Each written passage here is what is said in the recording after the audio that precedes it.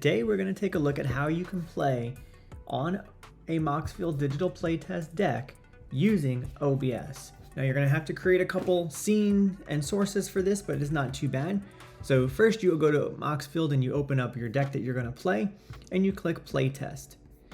Now ours is set up for multiple different layers so that it has everything shown and maximizes our playing field. You'll notice that some people who use Moxfield will end up using it in a way where they have black boxes covering the bottom and covering the right side.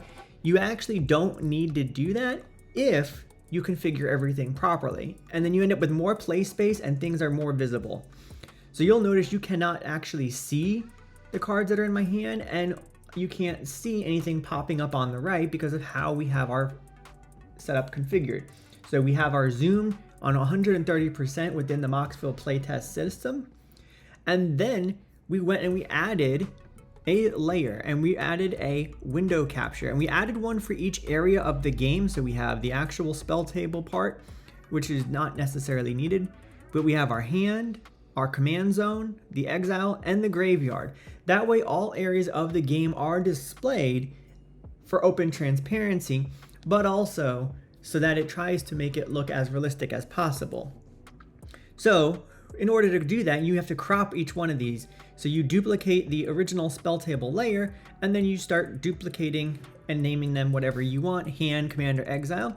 In order to crop them, you right click and you click on transform, and then you go to edit transform. And when in your edit transform, then you can adjust the sizes.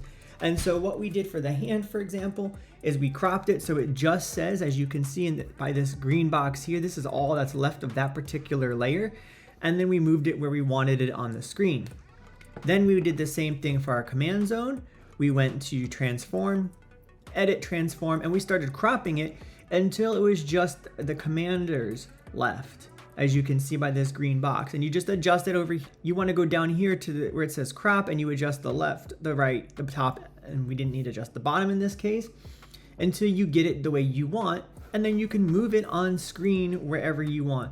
I have them over on the right so that as I'm playing cards, I don't end up blocking my player. If I put it on the left, as I'm trying to play, it's going to get a little awkward because I would play something and it would be covered up and I would need to move it over to compensate. And since I don't really need the right area in my play area, that was a good location for all of those layers to be.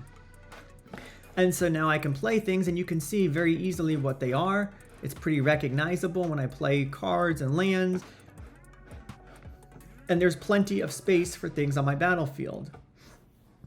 And then, in order to actually use this inside of SpellTable, you would go to Start Virtual Camera.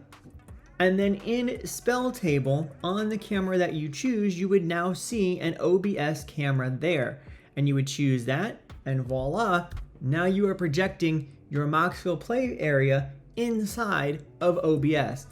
If it is not actually showing when you are in the virtual camera, there might be one area that you need to troubleshoot. If you click the little cog or the gear over here, make sure that you have the output set as scene, and then you choose the scene. In this case, I have mine named as Moxfield Partners, which is what I'm trying to display because I have partner commanders.